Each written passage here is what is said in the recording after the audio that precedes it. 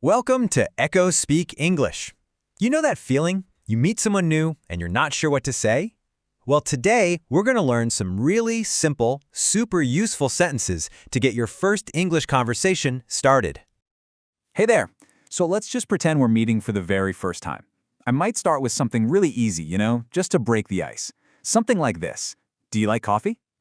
And maybe you don't. That's totally fine. You could answer, no, I don't like coffee, but I drink tea every morning. Or you could tell me something about yourself, like, I work in a bank. See? Both are perfect, really simple sentences. Right, and then I might share a little something about my family. For instance, oh, my brother is the same. He does not watch TV in the morning. Okay, so those were all just examples of everyday sentences. But how do we actually build them? Let's get into it, and we'll start with the positive form.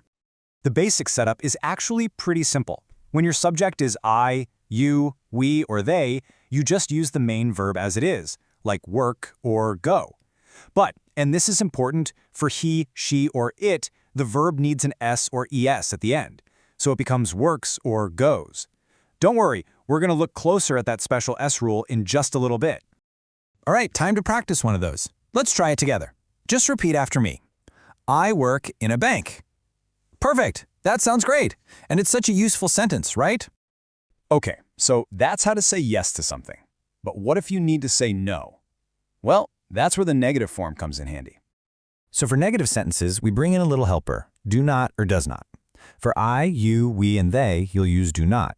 But, in casual conversation, you'll almost always hear it shortened to don't. It's just more common. And it's the exact same thing for does not. It usually becomes doesn't. You ready to give the negative form a try? Awesome. Repeat this sentence after me. I don't like coffee. Fantastic. Well done. Great. So now we can make positive sentences and negative sentences. But how do we actually get a conversation going in the first place? Well, we need to be able to ask questions. To ask a question, we just have to switch the word order around a little bit. The sentence will now start with do or does, then you have the subject, and then the main verb. And here's a really important tip. The verb never has an S on the end here. So we always say, do you speak or does he play? Let's practice a super important question. Come on, repeat after me. Do you speak English? Awesome. And hopefully you can answer yes, a little. Okay, so we've got the how. We know how to build these sentences. But now for the big question, when do we actually use them? Let's check out the 3 main times you'll need this. First up, habits and routines. These are things you do regularly, right? For example, I wake up at 7 a.m. Second, we use it for general facts or truths, things that are just always true, like the sun rises in the east. And third, you use it for fixed schedules, things like train or bus timetables. So you would say, the train leaves at 6 p.m. Even though it's happening in the future, it's a fixed schedule, so we use the present simple. Hey, remember how we talked about adding an S to verbs for he, she, and it? Well, this is a really important rule in English, so let's take a moment to break it down properly. Okay, so step 1 is the easiest and most common. For most verbs, you just add an S. So play becomes plays. Simple. Now, for step 2, if a verb ends with a sound like ch, sh, or s, we add es. This just makes it a whole lot easier to say. So watch becomes watches. And finally, step 3. If a verb ends in a consonant plus the letter y, like in study, we change that y to an I and then add es. So study becomes studies.